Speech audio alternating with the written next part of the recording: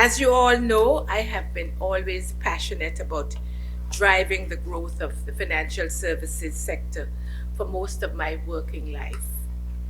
I am thrilled that its importance has been recognized by the government and that finally we have a ministry which will give it the weight it needs both around the cabinet table and in the many international and governmental institutions that we deal with. The ministry's vision is of a prosperous and inclusive society with a robust, sustainable, and future-ready economy driven by innovation, digital transformation, and global competitiveness. I am therefore pleased that the key elements of labor and trade form part of my ministerial portfolio, as they are both so integral to our success. In the case of labor, my overriding ambition is to reduce bureaucracy and red tape, which I know many of you have experienced directly, and to make it easier for people to work and build business in the British Virgin Islands. We must have a system which enables our entrepreneurs to thrive and prosper and create businesses that can provide jobs and services in the BVI and across the world. This requires easy access to the trade licensing and work permit systems and quick decision-making by government. You will be pleased to know that we are now in the process of reviewing both the work permit and the trade licenses systems. You will also know that a new chair of the Labour Arbitration Tribunal has been appointed. Only yesterday, we announced that work permit renewals can be completed and collected by anyone authorized by your offices to do so. All these actions are designed to help the financial services and the wider business community. However, the success of our financial services community depends on a robust and sustainable broader economy that can only happen if we can ensure that the best and brightest within the BVI community have the chance to fulfill their career ambitions. Yes, if we are to develop and further expand the financial services sector, we must ensure we have the right balance of skills, but we must also ensure that we do our best to attract the outstanding talent from the BVI itself into the sector. More leadership and mentoring from the financial services sector is required in this regard, particularly to support our young people.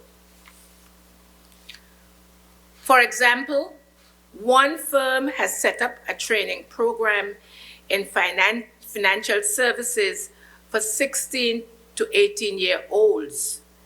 This is exactly the kind of initiative.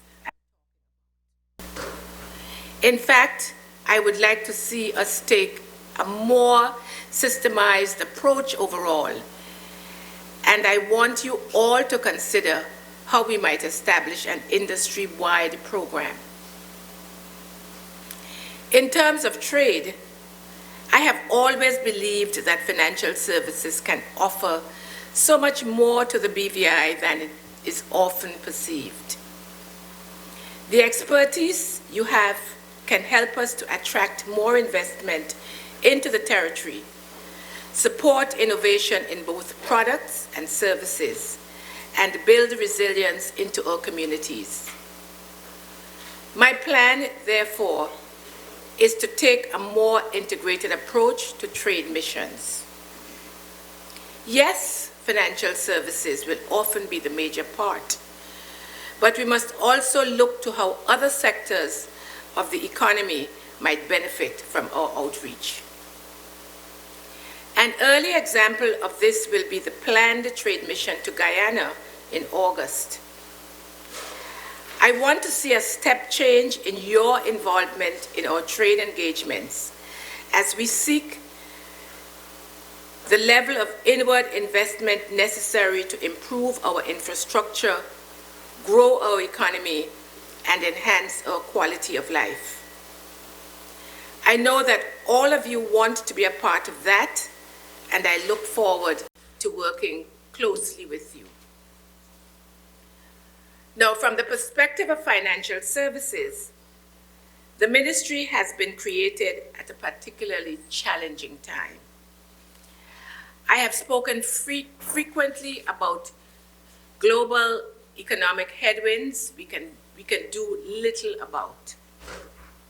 There's the war in Ukraine, the move away from globalization, and the economic uncertainty so many countries are now facing following the pandemic. We here are also facing hurdles.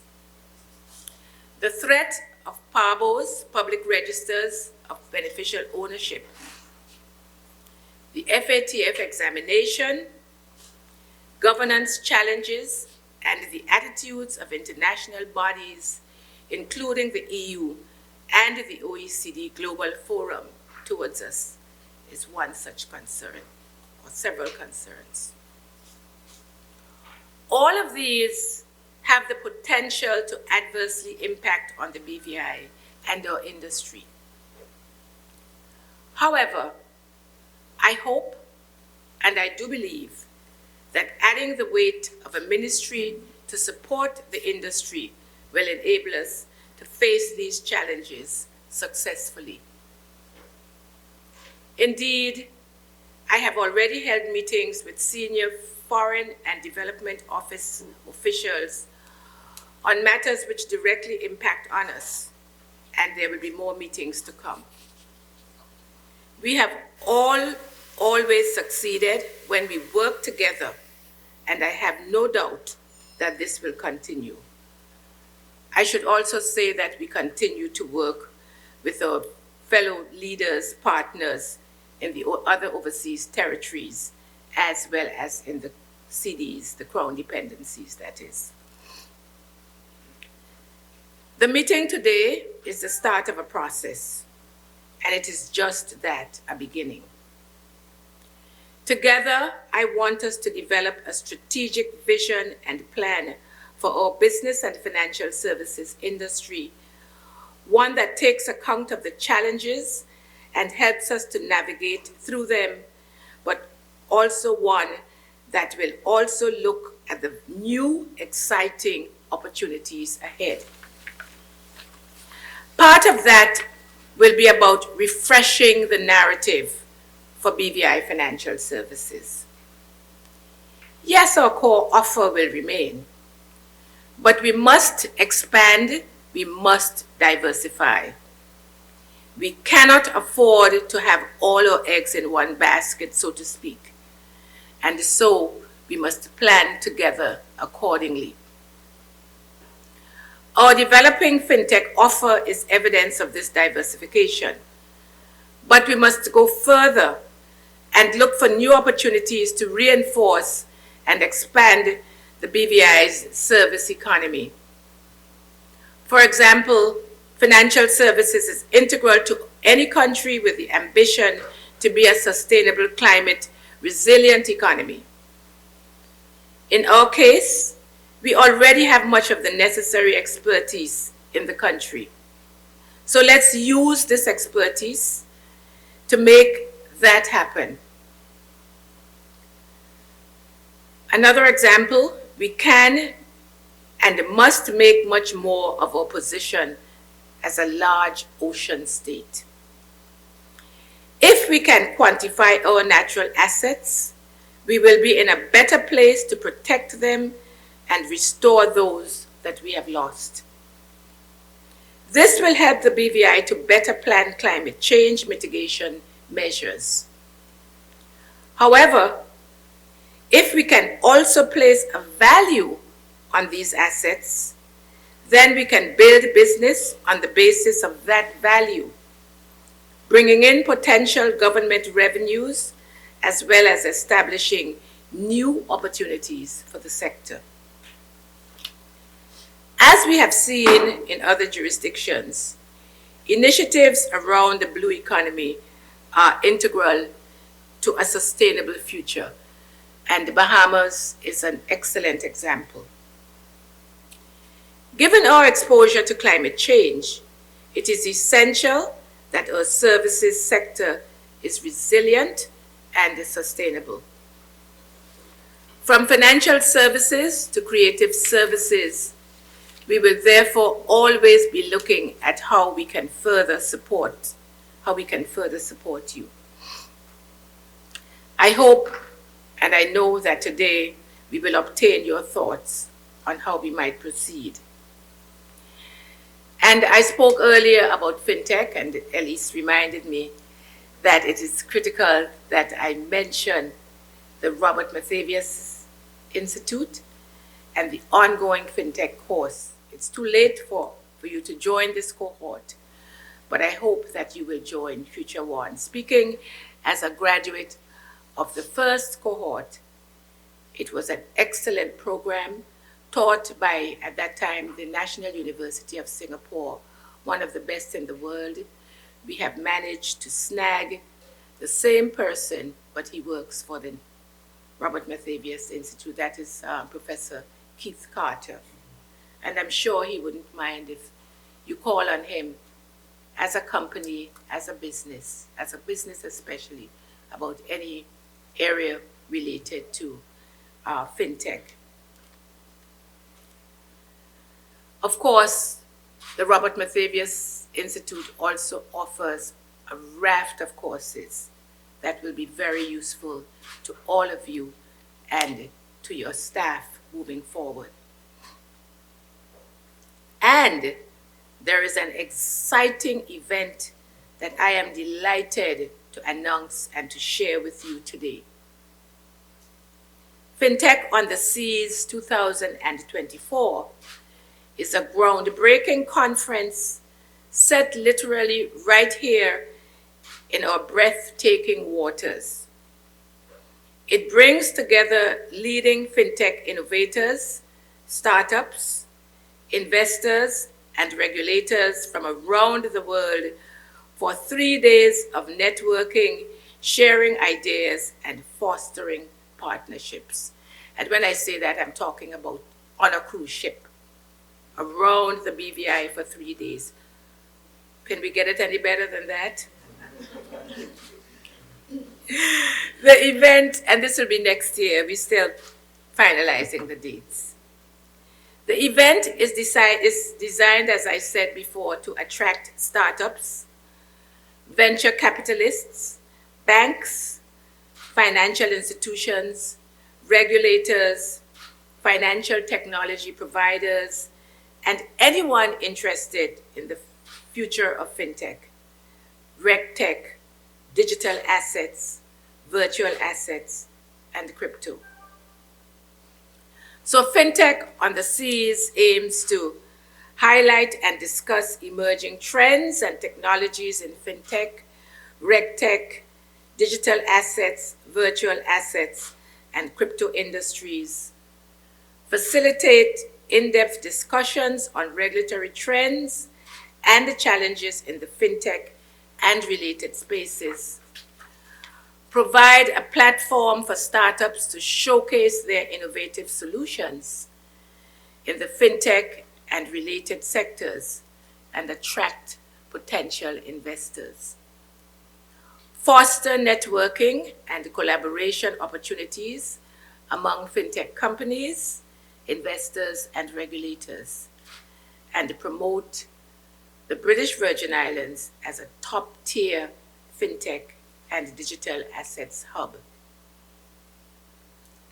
Fintech on the seas is expected to drive the growth and innovation of the fintech, regtech, and digital asset sectors by fostering connections, inspiring new ideas, and facilitating important regulatory conversations. It will also enhance the recognition of the British Virgin Islands as a burgeoning hub for fintech and digital assets. So spread the word. We haven't set the date as yet. It's either going to be just after the spring or just before the other season, our winter begins. While we need to plan for the future, it won't surprise you to know that I would also like to see the sector extend its reach to help us to address the practical issues which are impacting on BVI businesses today. I have already mentioned mentoring and training for our young people, but there are many other areas where the engagement of the private sector could assist our community. For example, I recently met with the Banking Association. This will be a quarterly meeting where we will discuss how the banks we will continue our dialogue short and discuss how the banks can help entrepreneurs in particular. I know that several of you sponsor schools. I know that one company sponsors or makes a significant contribution to a high school band, and others of you become very involved in the community. These are the kinds of examples which will help make the financial services community a more integral component of the wider BVI economy. I look forward to hearing more ideas on how to put more practical measures into action. And my final comment before we get on with the morning. I know all of you, and you know me. I'm nothing if not a doer. It's why I stood for elections in the first place. As I have said, I believe the ministry gives the jurisdiction the weight it requires both domestically and in international circles. But the government will only succeed with your support. Together, I think we can do great things for the BVI, and in particular, I believe we can set our industry on a new path towards a more sustainable future, I should say. I look forward to our dialogue this morning, and so let's just get on with it. Thank you.